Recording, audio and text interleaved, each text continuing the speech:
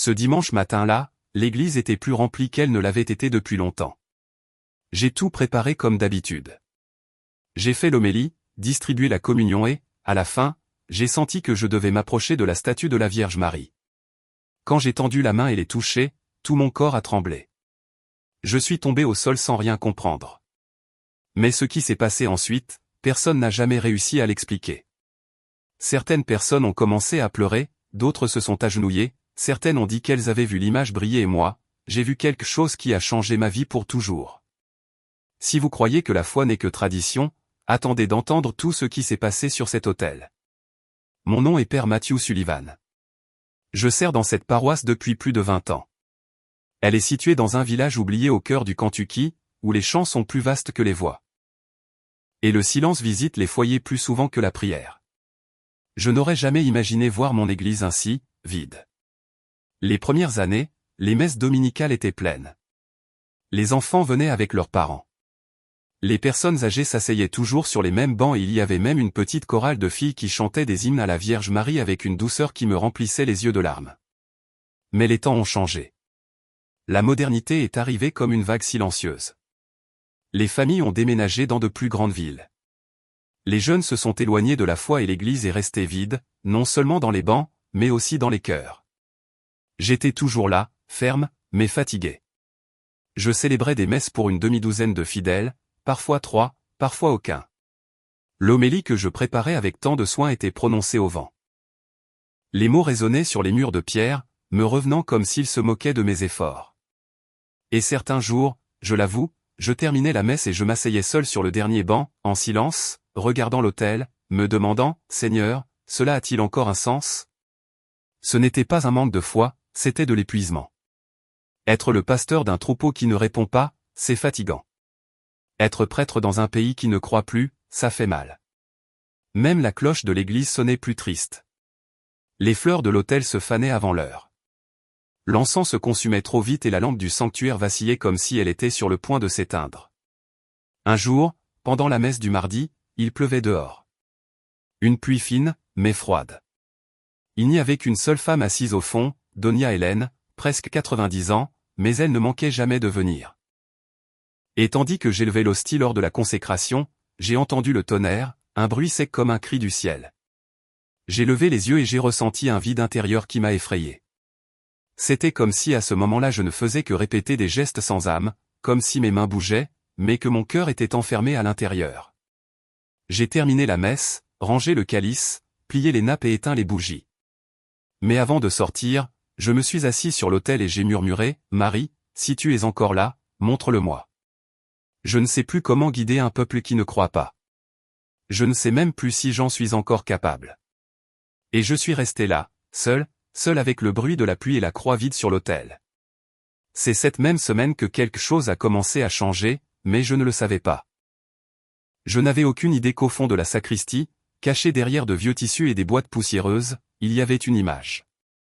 Une image oubliée, une présence qui, même en silence, portait un amour plus grand que tous les sermons que j'avais prêchés. Et c'est cette image, cette femme, qui allait changer ma vie pour toujours. Mais ce sera le sujet du prochain dimanche. Ce jeudi-là, la pluie avait cessé. Le soleil était revenu, mais l'air restait froid, comme si l'hiver voulait s'accrocher au monde un jour de plus. Je nettoyais la sacristie, non par habitude, mais par une agitation intérieure. C'était étrange. Une force en moi disait, vérifie, fouille, cherche. Et j'ai obéi. J'ai enlevé les vieux tissus, nettoyé les calices, organisé les ornements. Rien de spécial. Jusqu'à ce qu'au fond d'une armoire en bois, derrière un rideau râpé et des boîtes contenant d'anciens missels, je trouve quelque chose que le temps semblait avoir oublié. C'était une image, une statue de plâtre d'environ 60 cm, couverte de poussière et de toiles d'araignée. Le visage était sale. La peinture s'écaillait. Il manquait des morceaux du manteau bleu. Les mains étaient complètes, mais sales, avec des taches qui rappelaient de la rouille. Je l'ai tenue avec précaution et, en la tournant, je l'ai reconnue. C'était la Vierge Marie, plus précisément une représentation de Notre-Dame des Douleurs. Les yeux levés vers le ciel, le cœur exposé sur la poitrine avec cette épée plantée, mais quelque chose en elle m'a frappé au plus profond.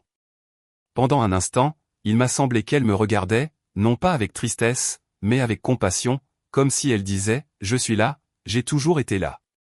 Tu avais juste besoin de me trouver. » Je me suis assis avec elle dans mes mains et, je l'avoue, j'ai pleuré. Ce n'était pas seulement une statue oubliée, c'était le reflet de la paroisse elle-même et peut-être de moi. Car de même qu'elle était là, couverte de poussière, fissurée et abandonnée, mon âme l'était aussi. La foi qui brûlait autrefois en moi n'était plus que des braises froides, et il a suffi de ce regard sculpté, encore sans éclat, pour raviver quelque chose que je croyais perdu. J'ai respiré profondément et j'ai murmuré, « Nous allons te nettoyer, mère. » J'ai apporté la statue à la cuisine du presbytère. Avec une brosse douce et un chiffon humide, j'ai commencé à enlever la poussière du visage. Peu à peu, les traits délicats sont apparus, la bouche sereine, les yeux peints avec douceur, l'expression de douleur et de paix. J'ai passé des heures avec elle. Je l'ai soignée comme si je prenais soin d'une personne vivante. J'ai peint le manteau bleu avec de la nouvelle peinture.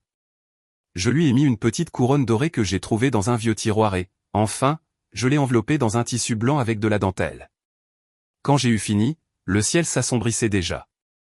J'ai placé la statue sur une table à côté de mon lit et j'ai dormi là comme si j'étais veillé, comme un enfant qui, après longtemps, redevenait un fils.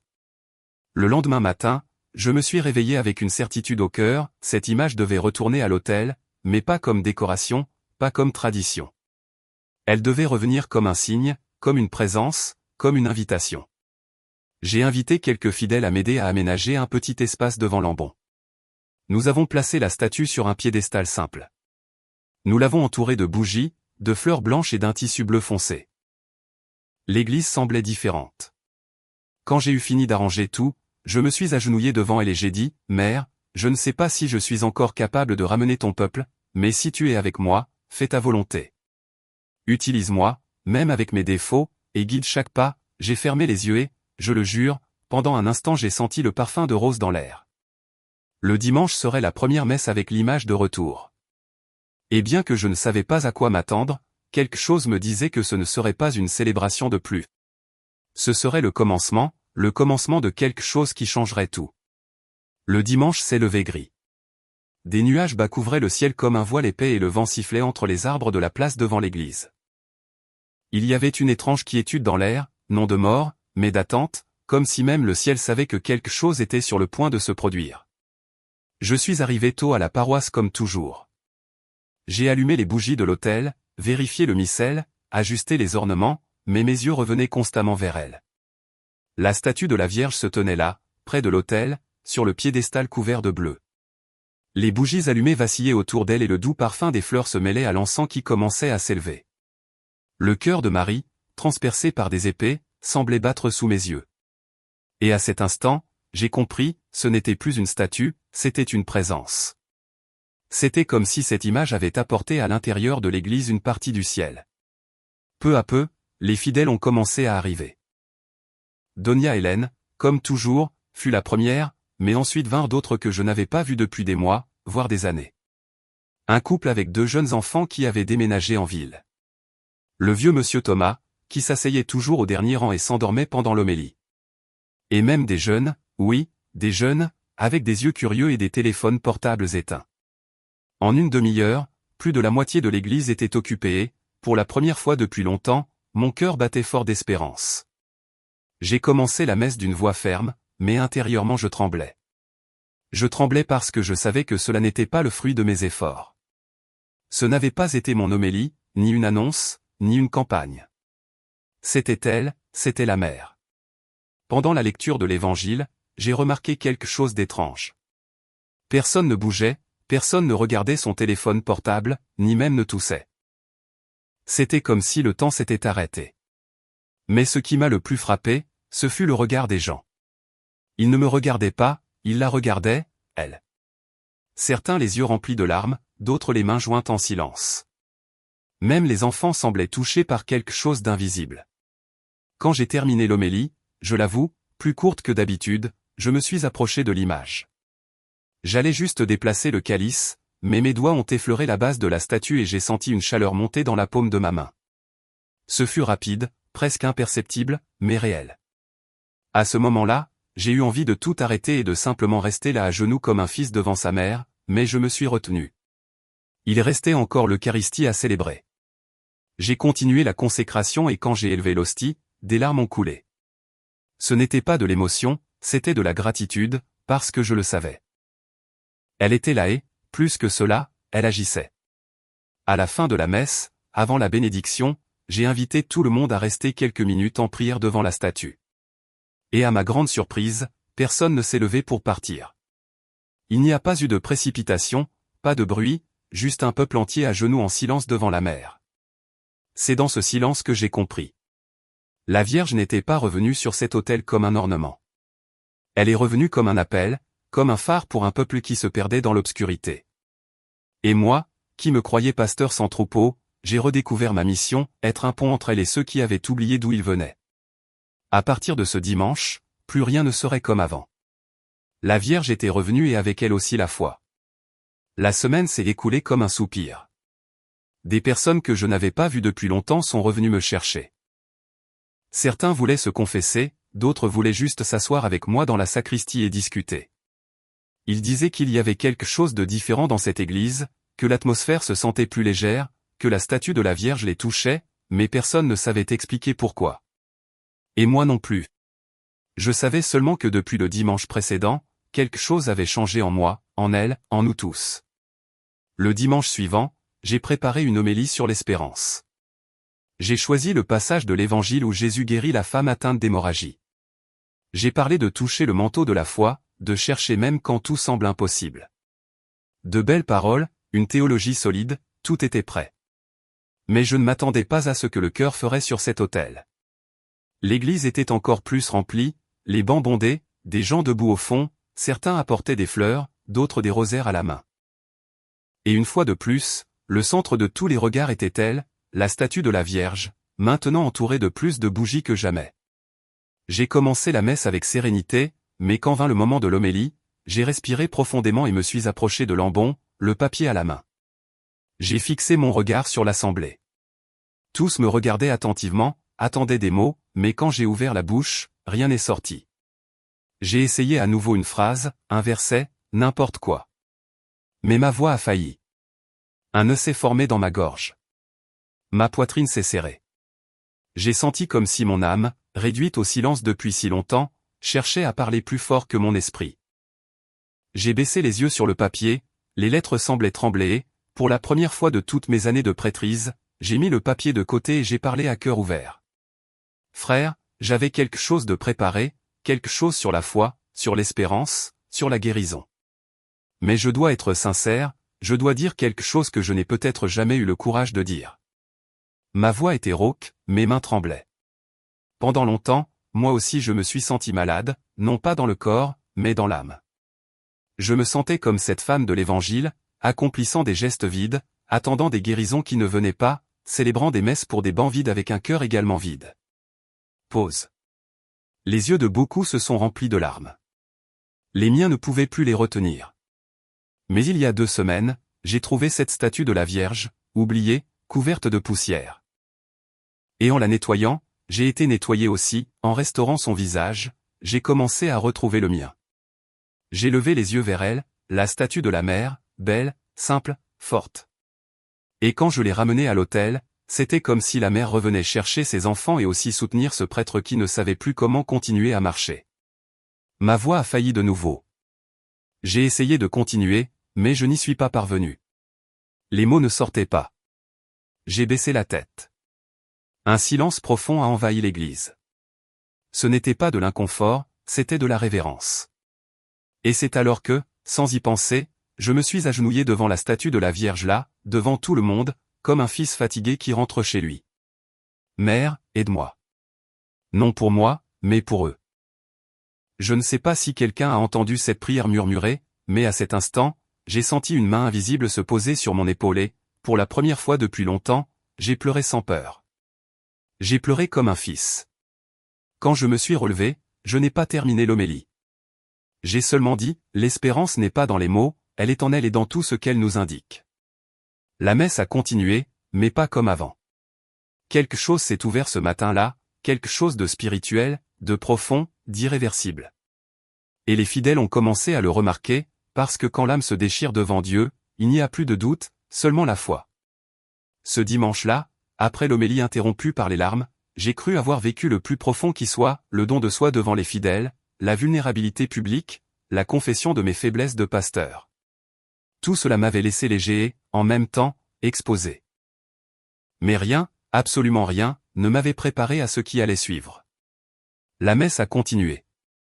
Pendant la consécration, j'ai perçu un silence plus profond que jamais. Un silence qui ne pesait pas, caressait. C'était comme si chaque bougie allumée devant la statue de la Vierge brillait plus que d'habitude, comme si le temps avait ralenti son pas et que l'autel était suspendu entre le ciel et la terre. Quand j'ai fini de distribuer la communion, j'ai fait quelque chose d'imprévu. J'ai ressenti un appel, non pas une voix, mais une attraction, une impulsion interne si forte que mes jambes se sont mises en mouvement sans que j'aie besoin de leur ordonner. Je suis allé vers la statue de la Vierge. Là, elle était sereine. Le cœur transpercé par des épées. Les yeux tournés vers le ciel, comme quelqu'un qui offre sa douleur par amour, et autour d'elle l'autel improvisé plein de fleurs, de chapelets, de papier avec des requêtes et d'espoir. J'ai tendu la main. Je voulais seulement remercier, toucher la base de la statue, comme on dit, merci, mère, de ne pas m'avoir abandonné. Mais à l'instant où mes doigts ont touché le piédestal, quelque chose s'est produit. Ce fut comme une chaleur, non pas comme de la fièvre, non pas comme du feu, mais de la vie. Une vague d'énergie est montée du bout de mes doigts jusqu'à ma poitrine. Mon cœur s'est accéléré, mes jambes ont perdu leur force. Le sol a semblé s'éloigner de mes pieds et alors je suis tombé. Je suis tombé à genoux, puis sur le côté, devant tout le monde. Ce n'était pas un évanouissement. J'ai tout senti. Le marbre froid sur mon visage, l'odeur de l'encens, les bougies allumées, mais mon corps ne m'obéissait pas. Les fidèles se sont levés. J'ai entendu des murmures, des pas précipités. Une femme a crié. Quelqu'un a couru vers moi. Mais je ne pouvais ni ouvrir les yeux ni bouger un seul muscle, seulement le cœur. Celui-là battait comme jamais. Dans cet état d'immobilité, j'ai tout vu, non avec les yeux du corps, mais avec ceux de l'âme. J'ai vu un champ doré, un ciel infini, un silence qui chantait et, au loin, une femme vêtue de lumière avec un manteau bleu et blanc qui dansait avec le vent. Elle marchait vers moi sans hâte, sans mots. Quand elle est arrivée près, elle a tendu la main, mais elle ne m'a pas touché, elle a juste regardé en moi comme si elle voyait tout, mes doutes, mes luttes, ma solitude et mon désir sincère d'être seulement un instrument. Elle a souri et d'un geste doux, elle a montré derrière moi. Là se trouvaient mes fidèles. La femme au foulard, le monsieur aux yeux fatigués, le jeune homme au chapelet à la main, la petite fille endormie sur le banc, tous. La Vierge me montrait qu'ils étaient mon chemin et que même quand je tombais, c'était pour eux que je devais me relever. À ce moment-là, j'ai senti une force douce parcourir mon corps, comme si chaque cellule était touchée par la miséricorde. Et alors tout est revenu. La vision a disparu. Mes yeux se sont ouverts. J'étais allongé sur le sol de l'église avec des gens autour de moi, avec des regards effrayés, mais avec une paix en moi que je n'avais jamais ressentie. Je me suis levé lentement, me suis assis avec effort, les mains tremblantes. « Père, ça va ?» a demandé quelqu'un.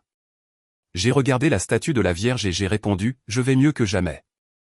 Ce jour-là, il n'y a pas eu de bénédiction finale. Il y a eu adoration. Personne n'est parti en courant, personne n'a demandé d'explication. Les gens se sont agenouillés en silence et, pour la première fois, tous ont compris que quelque chose de plus grand se produisait là et que quand on touche la mer avec foi, c'est elle qui vous touche en retour. Je suis resté là, assis sur le sol froid de l'église, les mains encore tremblantes et le cœur battant comme un vieux tambour oublié. Et soudain, il résonnait de nouveau. Autour de moi, personne ne bougeait, personne.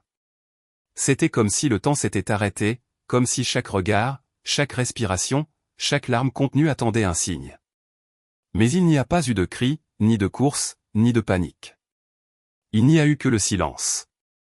Un silence si profond, si chargé de présence, qu'il était impossible de ne pas le sentir dans le corps. Un silence qui criait, qui déchirait de l'intérieur, qui parlait plus que 1000 sermons. Je me suis relevé avec l'aide de deux jeunes qui s'étaient approchés en silence, les yeux grands ouverts, comme s'ils avaient assisté à quelque chose de sacré. Et peut-être l'ont-ils fait. Peut-être l'avons-nous tous fait. L'autel semblait plus haut, l'air plus léger, les bougies vacillaient différemment. La même lumière qui entrait par les fenêtres projetait des faisceaux dorés sur la statue de la Vierge, comme si le ciel voulait la toucher à nouveau. Et là, devant cette statue, quelque chose se produisait en nous. Les gens ont commencé à s'agenouiller. Certains pleuraient en silence, d'autres fermaient juste les yeux. Beaucoup portaient les mains à leur poitrine, comme pour contenir ce qui débordait. Et le plus beau de tout, personne ne parlait, pas un mot, car tous savaient. Il n'y avait rien à dire. C'était comme être devant un mystère si grand, si pur, si éternel, que tous on serait un manque de respect. Nous sommes restés ainsi pendant des minutes ou peut-être des heures. Le temps a perdu son sens.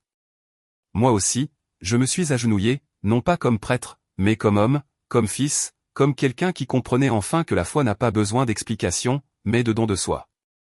J'ai fermé les yeux et j'ai écouté les petits sons, les pleurs contenus d'une dame, le soupir d'un enfant, le grincement d'un banc en bois accueillant un autre genou plié. Et puis a commencé une musique douce, faible, presque un murmure. C'était la voix de Donia Hélène, qui malgré ses 90 ans se souvenait encore de chaque strophe du Salve Regina. Elle chantait d'une voix tremblante, mais avec le cœur plein. Et comme dans un miracle silencieux, d'autres voix se sont jointes. Un par un, les fidèles ont commencé à chanter sans répétition, sans parole, sans honte. L'église qui, peu de temps auparavant, était vide, résonnait maintenant d'un hymne à la Mère de Dieu. Là, à cet instant, j'ai compris ce que la Vierge voulait nous montrer. La foi ne meurt pas, elle s'endort, mais un simple contact d'amour, une étincelle de tendresse, une présence maternelle suffisent pour que tout refleurisse. Après le chant, il n'y a plus rien eu. Personne n'a voulu converser. Personne ne m'a demandé ce que j'avais vu ou ce qui s'était passé. Tous sont simplement passés devant l'image. Les uns ont touché la base du piédestal, d'autres se sont agenouillés devant elle, certains ont laissé des fleurs, d'autres des sourires, d'autres des larmes. Et ils sont partis un par un, mais tous différents de la manière dont ils étaient arrivés. Je suis resté seul quelques minutes, toujours à genoux, toujours incapable de me relever complètement. J'ai regardé Marie et j'ai murmuré, « Tu es venue, Mère, tu es vraiment venue. » À cet instant, j'ai compris le plus important. Elle n'est pas venue pour moi, elle est venue à travers moi, pour tous, comme elle le fait toujours. Et alors, pour la première fois depuis longtemps, je n'ai pas eu peur du silence parce que je savais maintenant qu'il était rempli de Dieu. Et là où Dieu est en silence, le cœur écoute avec plus de force. Cette nuit-là, je n'ai pas pu dormir. J'ai fermé les yeux encore et encore, mais je suis toujours revenu à cet instant, au toucher, à la chute, au silence sacré qui nous a tous enveloppés. Mais surtout, je suis revenu à ce que j'ai vu lorsque j'étais allongé devant la statue de la Mère.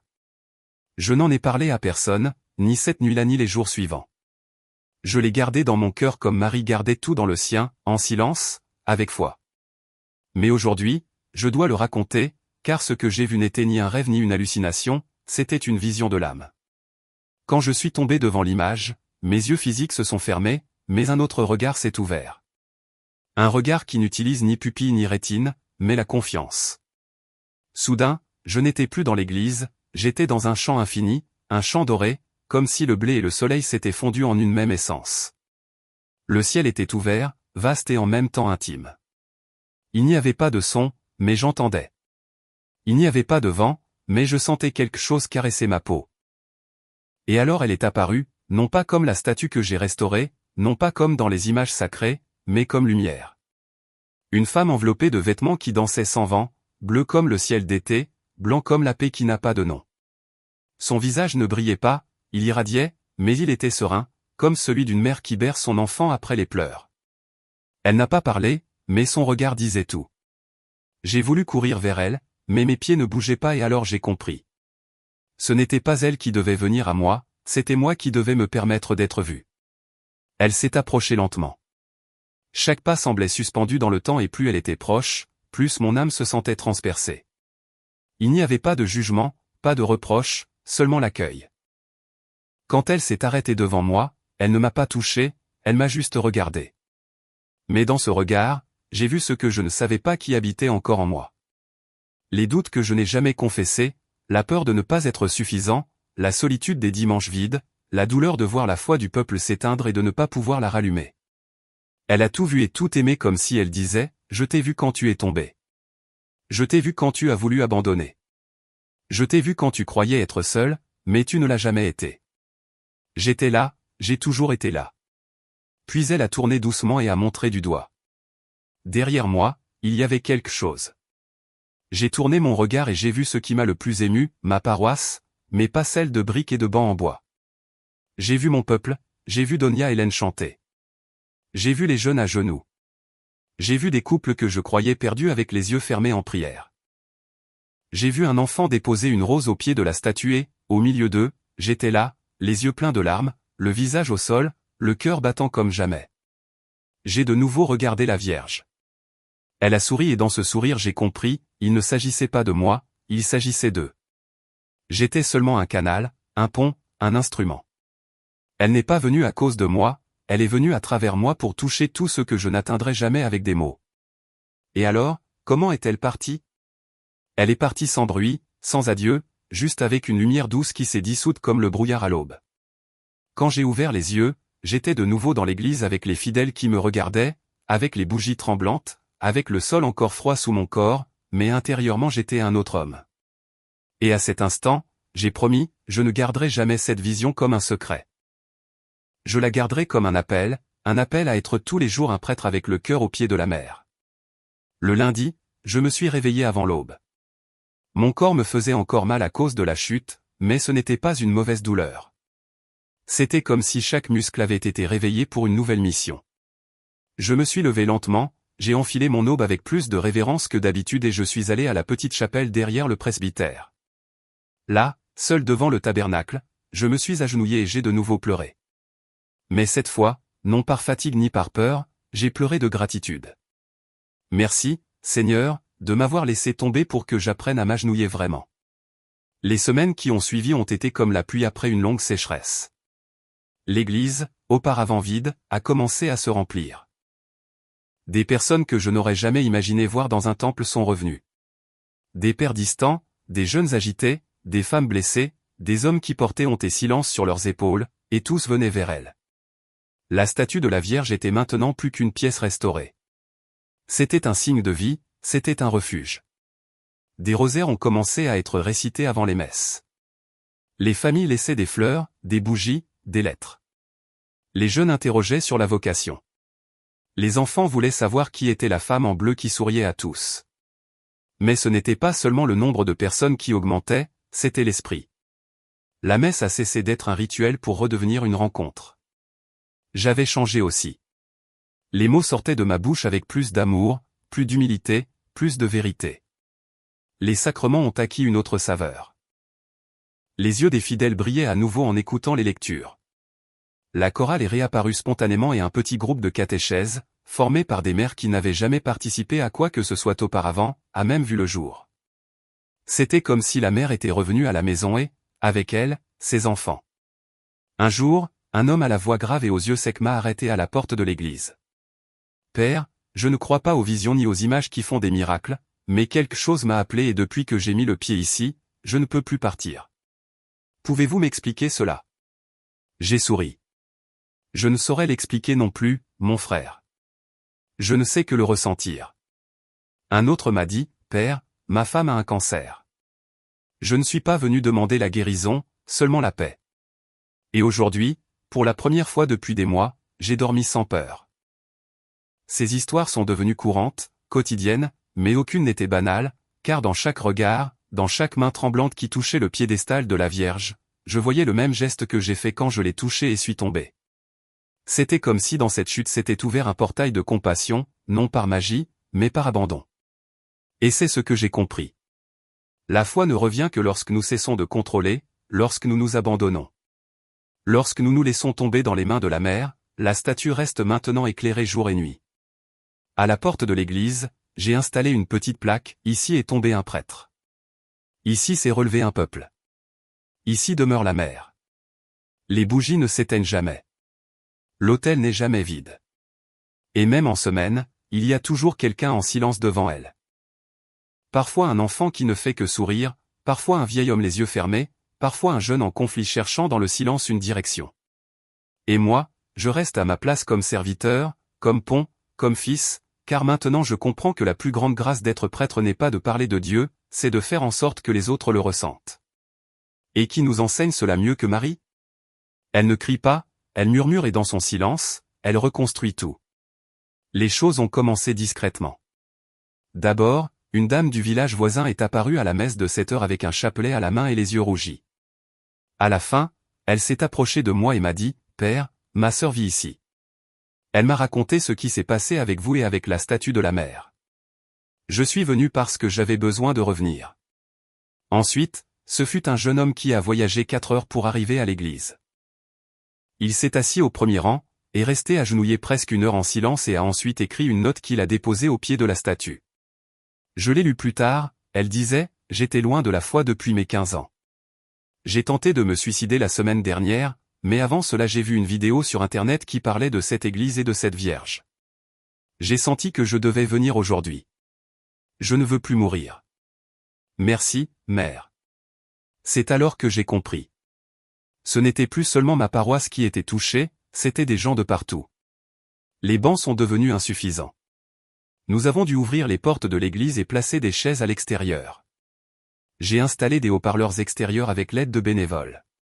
Les fidèles venaient à pied, en voiture, à vélo, en transport en commun, comme ils pouvaient. Et personne ne venait pour le spectacle. Ils venaient par la foi. Ils venaient chercher quelque chose qu'ils ne trouvaient plus dans les mots, ni dans les diagnostics, ni sur les réseaux sociaux, ni dans les discours. Ils venaient parce que la mère les appelait. Un monsieur atteint de sclérose aux jambes a été porté jusqu'à l'autel par ses 2 fils. Il a touché la base de la statue et a pleuré comme un enfant. Quelques jours plus tard, il est revenu en marchant avec une canne. Il a dit qu'il n'avait pas été guéri, mais qu'il avait maintenant la force de continuer à lutter. Un autre homme m'a cherché en pleurant, honteux, disant qu'il était athée, qu'il se moquait de la foi de sa femme, qu'il avait ri quand elle avait dit qu'elle voulait visiter l'église du père qui était tombé. Mais pendant la messe, quelque chose l'a profondément ému. « Père, j'ai ressenti quelque chose que je ne peux pas expliquer. » Ce n'était pas de l'émotion, ce n'était pas du remords, c'était comme si quelqu'un m'embrassait de l'intérieur. J'ai souri et j'ai répondu, « C'est l'étreinte de la mère. » Des mariages ont commencé à être restaurés, des parents et des enfants se réconciliant, des gens qui ne priaient plus depuis des années revenant au confessionnal. Des jeunes s'ouvrant à l'appel vocationnel.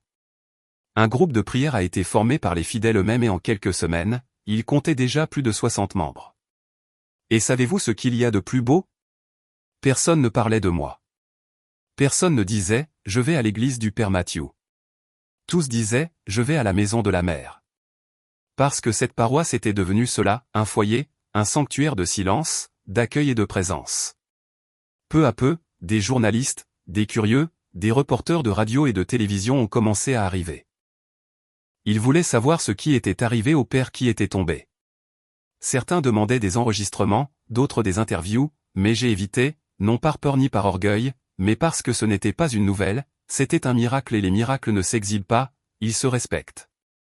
J'ai donné une seule interview simple, j'ai dit, oui, je suis tombé devant la statue de la mère, mais ce n'était pas une chute de faiblesse, ce fut un abandon. Et depuis, ce n'est pas moi qui relève la paroisse, c'est elle. Aujourd'hui, nous avons la messe tous les jours. La chapelle a toujours quelqu'un à genoux. La statue de la Vierge brille d'une lumière qui ne vient pas des bougies, mais des yeux qui la regardent. Et sur chaque visage, je vois quelque chose en commun. Celui qui s'agenouille devant la mère se relève différent, peu importe d'où il vient ni comment il est arrivé, elle accueille tout le monde et dans le silence de cet autel, elle transforme tout. Aujourd'hui, j'écris ces mots assis sur le même banc en bois à gauche de l'autel, où tant de fois je me suis agenouillé en silence, demandant une direction, des forces, un signe et je l'ai reçu. Ce ne fut pas un miracle spectaculaire aux yeux du monde, ce fut quelque chose d'encore plus puissant, une visite silencieuse de la Mère de Dieu, un toucher discret, une chute providentielle et une foi restaurée, non seulement en moi, mais en tant d'autres. Des mois se sont écoulés depuis ce jour où j'ai touché l'image et suis tombé, mais encore aujourd'hui, le souvenir brûle dans ma poitrine, non pas comme un lointain souvenir, mais comme une braise vivante, comme quelque chose qui continue, qui bat, qui grandit. La paroisse est maintenant différente. Les murs sont les mêmes. Les bancs craquent encore quand quelqu'un s'assoit. La croix en bois est toujours là, en hauteur. Mais tout a pris un nouveau sens.